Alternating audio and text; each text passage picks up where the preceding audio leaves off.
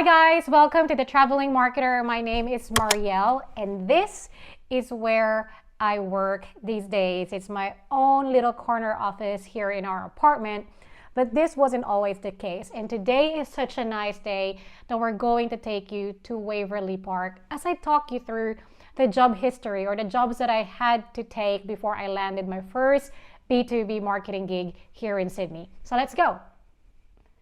My last job before my first corporate gig in Australia was at St. Vincent de Paul, or most popularly known as Vinnie's. Vinnie's is a thrift store / charity store wherein the community donates secondhand goods and then we sell that in store to raise funds for the charity, which is very popular in countries like the UK, Australia, and even in the United States. This place really played quite a chapter in my life, and that is why we're going to Waverley Park today, because the store that I worked in at Vinnie's Waverley is very close to it.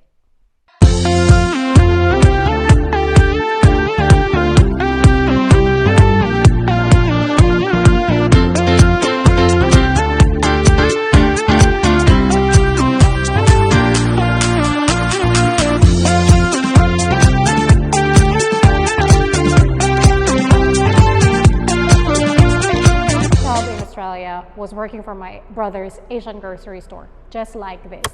I was doing the cashier, tidying up the store, doing the buying, and it was a good start for me because it's so familiar. Not only because it was family owned, but because the customers were mainly Filipinos. They all look familiar, they sound familiar, and also the products were all very familiar to me. So it was a good starting point to kick off my job history. And the learnings that I got from there are pricing, customer service, working with vendors, inventory management, visual merchandising, and a POS system or point of sale system, which was very handy as I took on other jobs in the future.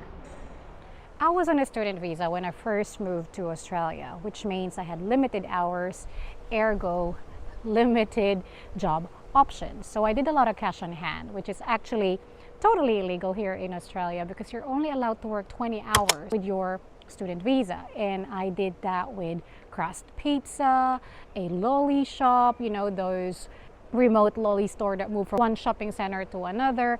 And I was also doing telemarketing for a photography studio wherein we call people and tell them that they want a free hair and makeup and a photography session, and then we sell them the album afterwards, and that's how the business makes money. And that was actually a pretty tough gig. And we have something similar in the tech / software industry called business development rep. And I 100% respect that job because it is one of the toughest gig in the industry. And then shortly after, I moved on to a bit more legit jobs.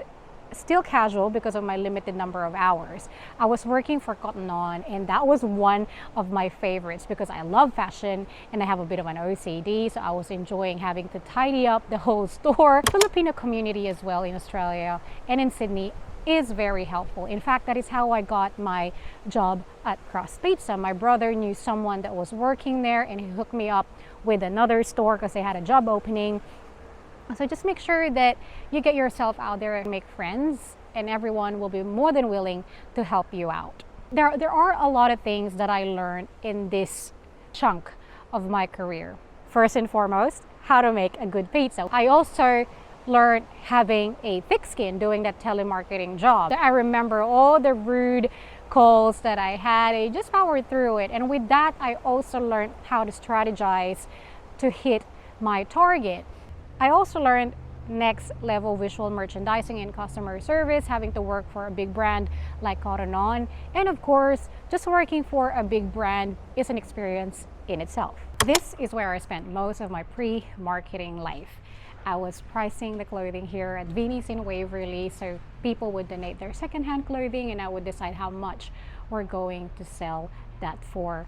Unfortunately, due to COVID, the store is closed, so we couldn't bring you in. And there are a lot of things that I learned from this place. Number one, dealing with challenging customers. For anyone that is in retail or hospitality would understand having to deal with quite rude customers sometimes. Got to make sure that even if they are there to help us, we need to make sure that we respect them. I also learned more about clothing, the brands and the material that is used. I also learned how to understand my audience, knowing which styles are they gonna buy and what amount are they willing to pay that for. So that's definitely something that I have carried on into my marketing life.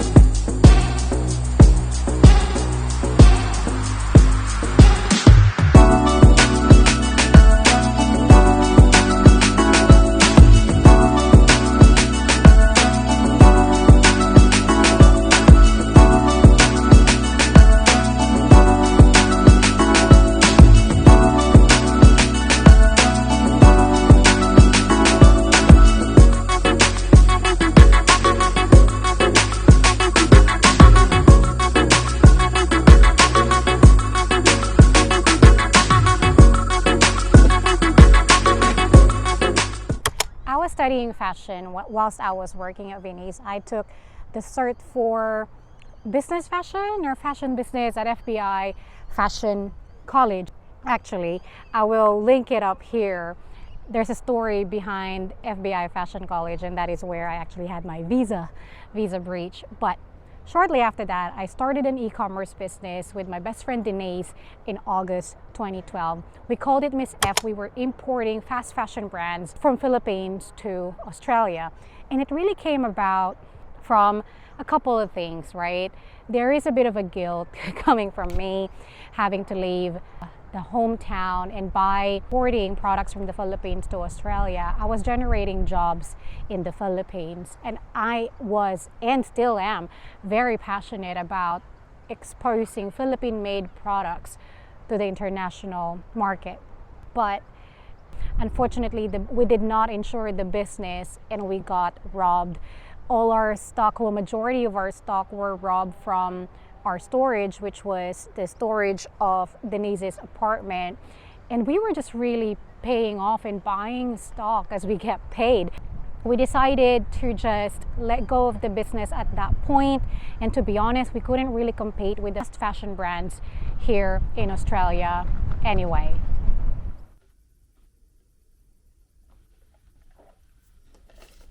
We went for a walk, so had to buy some milk tea. We were supposed to film upstairs in a rooftop, but it's too windy, so we're back in my corner office. I really do believe in destiny. Things are meant to happen.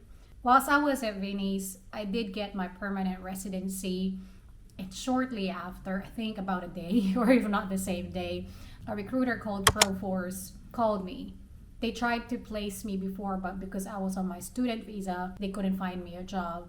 But this time they finally did, and I landed my first corporate gig in Australia as a marketing associate at Axiom.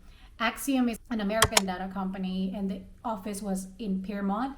And I remember walking in for my interview, and the office was just I couldn't believe it. And I went through a couple round of interviews, and the final stage was a panel, and then I got it. They offered me the job, and it was a job that changed my life. I got exposed to the world of B2B marketing. As a uni student, all I ever dreamt of was to become a consumer marketing and work for a massive company. But B2B marketing, it's very challenging. It's a tough gig. The products are more expensive. The selling cycle is longer. You work closely with sales. The tech stack is more advanced. You are more accountable for the pipeline and the revenue that you drive to the business. whatever you do can easily be measured, and that's very fulfilling and challenging at the same time. It's a tough gig, and I've never really looked back. That role opened opportunities for me and forged a path to where I am today. Things really do happen for a reason. There are a lot of learnings that you would take in everything that you do. May that be from if you're waiting a table or you're managing people. Things that you will learn or that you learn along the way are transferable to that dream job. Timing does play a big part, but you got to put in the work. May you be a shop assistant or for an entry-level role, you be the best at what you do. You study, you get better, and trust the process that it is going to happen. You're going to get there. Just do what you need to do it often, and do it better every time. I hope my story was helpful and inspire you. There are more career tips. If you like that, make sure that you like the video and subscribe. We upload a video every week, so we'll see you again next week. What? I can see myself in your sunglasses. Ah, should I take it off? All right, let's do that again. Let me finish that. Cut. Okay. That took longer. That took longer. Pearls are problems. Oh my god. The best bits in the bottom. Anyway.